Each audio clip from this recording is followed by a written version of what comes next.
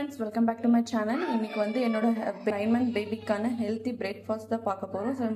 சிம்பிளா ஈஸியா நம்ம செஞ்சு எடுத்துக்கலாம். என்ன ரெசிபின்னு பார்க்கிறதுக்கு முன்னாடி சப்ஸ்கிரைப் பண்ணாதவங்க ப்ளீஸ் சப்ஸ்கிரைப் பண்ணிக்கோங்க. ராகி தோசை ப்ளஸ் டொமேட்டோ சட்னி தான் இன்னைக்கு பார்க்க போறோம். பவுல்ல வந்துட்டு ஒரு 2 டேபிள் ஸ்பூன் வந்து நம்ம ராகி மாவு சேர்த்துக்கலாம். வந்து தோசை மாவு இதுக்குள்ள நம்ம சேர்த்துக்கலாம்.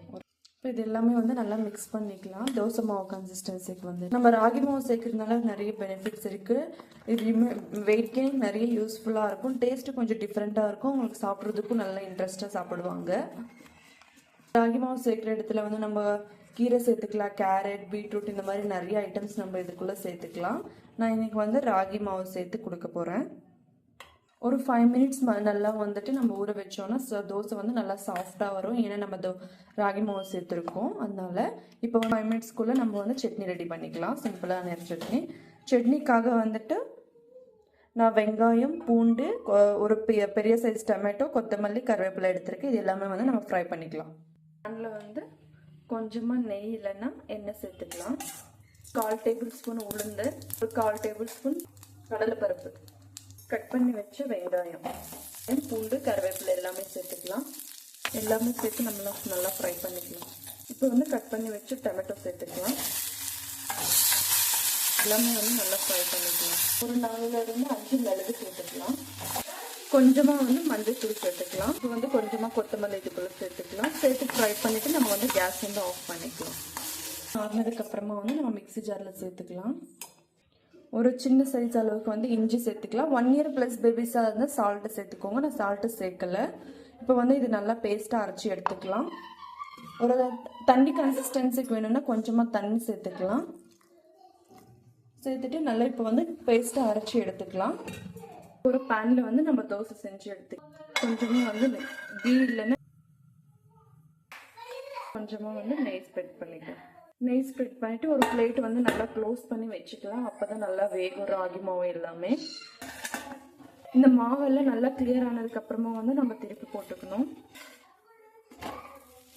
பார்த்தீங்கன்னா நல்லா வெந்திருக்கு. தீயாமல் வந்து இதில் வந்து எடுத்துக்கலாம்.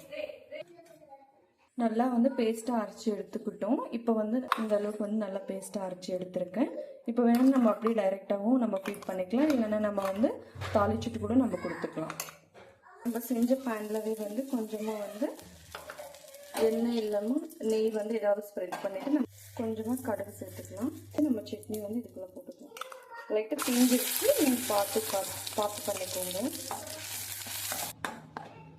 நான் வந்து இந்த கன்சிஸ்டன்சிக்கு எடுத்துருக்கேன். இப்போ பேபிக்கு வந்து ஃபீட் பண்ணிடலாம். இப்போ பேபிக்கு வந்து நம்ம ஃபீட் பண்ணிக்கலாம். பேபியும் ரெடியாக இருக்காங்க. நம்ம தண்ணி கொடுத்துட்டு வந்து நம்ம வந்து கொடுத்துக்கலாம். நல்லா சாஃப்டாக இருக்குது. நம்ம சட்னியோட நல்லா கொடுத்துக்கலாம். ஏன்னா பேபிக்கு வந்து நல்லா டேஸ்ட்டும் நல்லா இருக்கும். விரும்பி சாப்பிடுவாங்க.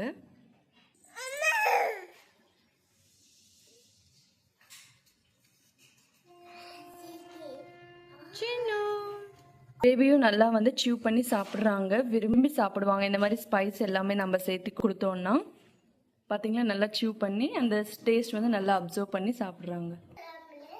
பேபி வந்து நல்லா சியூ பண்ணி சாப்பிட்றாங்க. அவங்களுக்கும் இந்த டேஸ்ட் வந்து பிடிச்சிருக்கு. நம்ம ராகி மாவு சேர்த்து கொடுக்கறதுனால பேபிஸ்க்கு நல்லா வெயிட் கெயின் ஆகும். இம்யூனிட்டி பூஸ்ட் பண்ணும். ரொம்ப போன்ஸ் எல்லாமே ஸ்ட்ராங்காக இருக்கும். இந்த மாதிரி நிறைய பெனிஃபிட்ஸ் இருக்குது ராகி மாவில். இந்த மாதிரி ராகி மாவு தோசை ப்ளஸ் தக்காளி டொமேட்டோ சட்னி கொடுத்தோன்னா ரொம்ப நல்லா டேஸ்ட் வந்து நல்லாயிருக்கும். பேபிஸும் வந்து நல்லா விரும்பி சாப்பிடுவாங்க. நம்ம ராகி இட்லியும் செஞ்சு கொடுக்கலாம். இந்த மாதிரி ராகி தோசாவும் செஞ்சு கொடுக்கலாம். நம்ம இப்போ எந்த ஃபுட்டு வந்து நம்ம அவங்களுக்கு இன்ட்ரடியூஸ் பண்ணுறோமோ அந்த ஃபுட்டு தான் அவங்க செய்வாங்க. ஸோ அதனால வந்து நம்ம 9 மந்த்ல இருந்து 12 மந்த்ஸ் வரைக்கும் ரொம்ப கேர்ஃபுல்லாக வந்து எல்லாமே ஃபுட்ஸ் வந்து நம்ம அவங்களுக்கு இன்ட்ரடியூஸ் பண்ணணும். இல்லைன்னா அந்த 1 இயர் ஆனதுக்கப்புறமா அவங்க நம்ம எது கொடுத்தாலுமே அவங்க விரும்பி சாப்பிட மாட்டாங்க. எல்லாமே சீவிங் வந்து டேஸ்ட்டு எல்லாமே வந்து நம்ம இப்போ அவங்களுக்கு இன்ட்ரடியூஸ் பண்ணாதான் அவங்க பழகுவாங்க. பார்த்தீங்களா பேபியும் நல்லா சீவ் பண்ணி சாப்பிட்றாங்க. டேஸ்ட் வந்து பிடிச்சிருக்கு. மறக்காமல் இந்த ரெசிபி வந்து ட்ரை பண்ணி பாருங்கள். பிடிச்சிருந்தா லைக் பண்ணுங்கள், ஷேர் பண்ணுங்கள், மறக்காமல் சப்ஸ்கிரைப் பண்ணி கமெண்ட் பண்ணுங்கள். இதே மாதிரி எப்பவுமே சப்போர்ட் பண்ணிகிட்டே இருங்க. பாய். See you on next video guys. Bye.